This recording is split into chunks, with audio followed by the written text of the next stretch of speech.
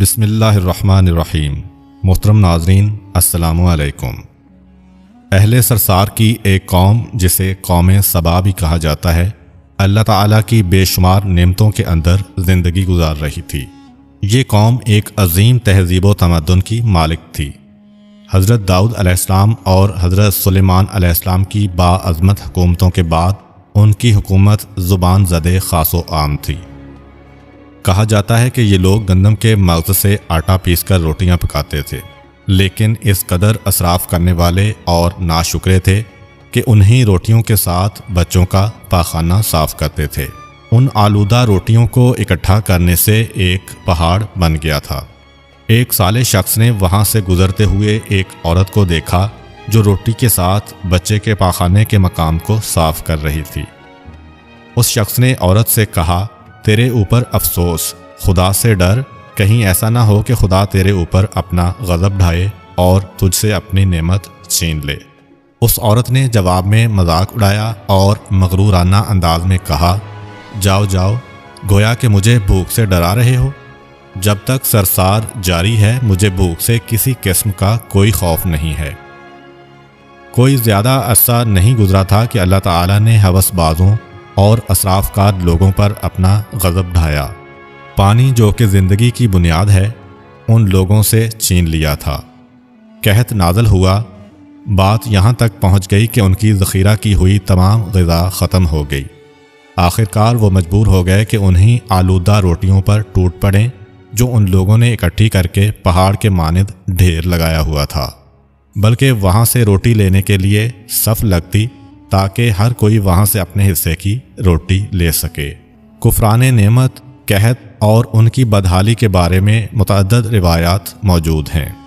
سورہ نحل کی آیت نمبر 112 اور 113 میں یوں ارشاد ہوتا ہے، اور اللہ نے اس قریہ کی بھی مثال بیان کی ہے جو محفوظ اور مطمئن تھا، اس کا رزق ہر طرف سے باقاعدہ آ رہا تھا، لیکن اس قریہ کے رہنے والوں نے اللہ کی نعمتوں کا انکار کیا تو خدا نے انہیں بھوک اور پیاس کا مزہ چکھایا، صرف ان کے ان اعمال کی بنا پر کہ جو وہ انجام دے رہے تھے، اور یقیناً ان کے پاس رسول آیا تو انہوں نے اس کی تکذیب کر دی، تو پھر ان تک عذاب آ پہنچا کہ یہ سب ظلم کرنے والے تھے۔ اسی قوم سبا کے بارے میں ایک اور واقعہ بیان ہوتا ہے کہ ان لوگوں نے اپنی زراعت کو بہتر طور پر کاشت کرنے کے لیے پانی ذخیرہ کرنے کی خاطر بلک کے دو پہاڑوں کے درمیان ایک بہت بڑا بند معرب تعمیر کیا ہوا تھا۔ سوراخ اور دوسرے پہاڑوں سے گزرا ہوا پانی اس بند میں آ کر وافر مقدار میں جمع ہو جاتا تھا۔ قوم سبا نے اس پانی سے صحیح طور پر استفادہ کرتے ہوئے وسیع و عریض اور بہت سے خوبصورت باغات لگائے اور کھیتی باڑی کو رونق بخشی۔ ان باغات کے درختوں کی شاخیں اس قدر پھلوں سے لدی ہوئی ہوتی تھیں کہ کہتے ہیں کہ اگر کوئی شخص سر پر ٹوکری رکھ کر ان کے نیچے سے گزرتا تو پھل خود بخود ٹوکری میں گرنا شروع ہو جاتے اور قلیل مدت میں ٹوکری تازہ پھلوں سے بھر جاتی۔ اس قوم کے بہت سارے دیہات اور قریے تھے جو بہت آباد اور آپس میں جڑے ہوئے تھے، لیکن نعمتوں کی کثرت نے انہیں شکر کرنے کے بجائے سرمست اور غافل کر دیا تھا، یہاں تک کہ ان کے درمیان بہت بڑا طبقاتی نظام وجود میں آ چکا تھا۔ ان میں سے صاحب اقتدار لوگوں نے کمزوروں اور ضعیفوں کا خون چوسنا شروع کر رکھا تھا، یہاں تک کہ ان لوگوں نے خدا سے ایک احمقانہ التماس کیا جس کا ذکر سورہ سبا کی آیت نمبر 19 میں ملتا ہے۔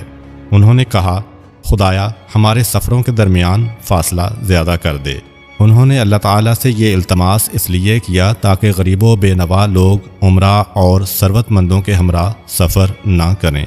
ان کی خواہش یہ تھی کہ آبادیوں کے درمیان خشکی ہو اور فاصلہ بہت زیادہ ہو تاکہ تہی دست اور کم آمدنی والے لوگ ان کی طرح سفر نہ کر سکیں۔ اللہ تعالیٰ نے ان مغرور پیٹ کے پجاریوں پر اپنا غضب نازل کیا۔ بعض تواریخ کے مطابق ان مغرور لوگوں کی آنکھوں سے دور صحرائی چوہوں نے معرب نامی بند کی دیواروں پر حملہ کر کے انہیں اندر سے کھوکھلا کر دیا۔ ادھر سے بارشیں زیادہ ہوئیں جن کی وجہ سے سیلاب آ گیا اور اس بند میں پانی بہت زیادہ اکٹھا ہو گیا۔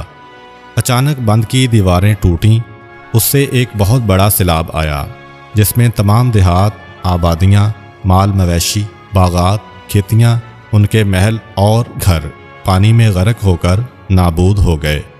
ان کے باغات اور زراعت میں سے صرف کچھ پیلو اور بیری کے درخت اور کچھ جھاڑیاں بچی تھیں۔ خوش الحان پرندے وہاں سے کوچ کر گئے تھے، جبکہ الوؤں اور کووں نے قوم سبا کے کھنڈرات میں اپنے گھونسلے بنا لیے تھے۔